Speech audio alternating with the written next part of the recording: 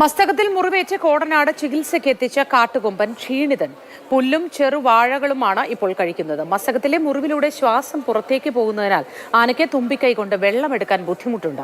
അണുബാധ സാധ്യത കൂടുതലായതിനാൽ ആനയ്ക്കൊപ്പം വെറ്റിനറി സംഘം മുഴുവൻ സമയവും ചെലവഴിക്കുകയാണ്.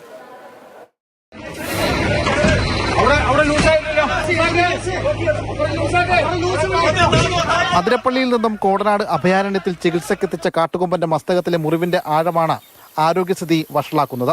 വേദന അസഹ്യമായ സമയങ്ങളിലെല്ലാം മുറിവിനുള്ളിൽ ചെളിവാരിപ്പൊത്തിയത് അണുബാധയ്ക്ക് ഇടയായി. ഒരടിയോളം ആഴമുള്ള മസ്തകത്തിലെ മുറിവിൽ അണുബാധ കൂടാതിരിക്കാൻ ഇടവിട്ട് വൃത്തിയാക്കുന്നുണ്ട്. ആന തീറ്റയെടുത്തു തുടങ്ങിയെങ്കിലും തുമ്പിക്കൈ കൊണ്ട് വെള്ളം കുടിക്കാൻ ബുദ്ധിമുട്ടുകയാണ്. ഇന്നലെ രാത്രി തീറ്റ കഴിച്ചു. വെള്ളം കുടിക്കാൻ കുറച്ച് ബുദ്ധിമുട്ടുണ്ട്. കാരണം ആ വെള്ളം ഈ തുമ്പിക്കൈയിൽ താങ്ങി നിർത്താൻ പറ്റുന്നില്ല. അപ്പോൾ അതിനുവേണ്ടി അത് അഡാപ്റ്റ് ചെയ്യണം. ഒന്നല്ലെങ്കിൽ നമ്മൾ ഓസിട്ട് കൊടുക്കുമ്പോൾ വായിലേക്ക് നേരിട്ട് ഓസിട്ട് കൊടുക്കുക, അല്ലെങ്കിൽ തുമ്പിക്കൈയുടെ അറ്റത്ത് പിടിച്ച് കുടിക്കുന്ന രീതിയിലോ എന്തെങ്കിലും അഡാപ്റ്റേഷൻ ആന തന്നെ ചെയ്യണം. നല്ല ശരിയാവുള്ളൂ. രാവിലെ തീറ്റയായി നൽകിയത് പുല്ലും ചെറുവാഴകളുമാണ്. തുമ്പിക്കൈയിലേക്ക് മുറിവ് വ്യാപിച്ചതിനാൽ അസ്വസ്ഥത മൂലം മസ്തകത്തിൽ വീണ്ടും മണ്ണ് വാരിയിടുന്നുണ്ട്. ഇതുമൂലം അണുബാധ കൂടാനുള്ള സാധ്യതയുമുണ്ട്. സ്മെല്ല് ചെയ്യാൻ പറ്റില്ല. പിന്നെ പൊടിയും അങ്ങനത്തെ സാധനങ്ങൾ ലങ്സിലേക്ക് പോകാൻ സാധ്യതയുണ്ട്. അപ്പോൾ കണ്ടിന്യൂസ് ആയിട്ട് ക്ലീൻ ചെയ്തിരിക്കണം.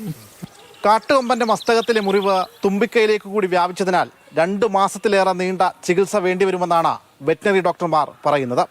ചികിത്സ എത്രയും വേഗം പൂർത്തിയാക്കി കാടിന്റെ വന്യതയിലേക്ക് കൊമ്പൻ യാത്ര തുടരട്ടെ. ആന്റണി ഗ്രേർക്കൊപ്പം ശ്യാമപ്രസാദ് ഉത്തമൻ, മാതൃഭൂമി ന്യൂസ്, കൊച്ചി.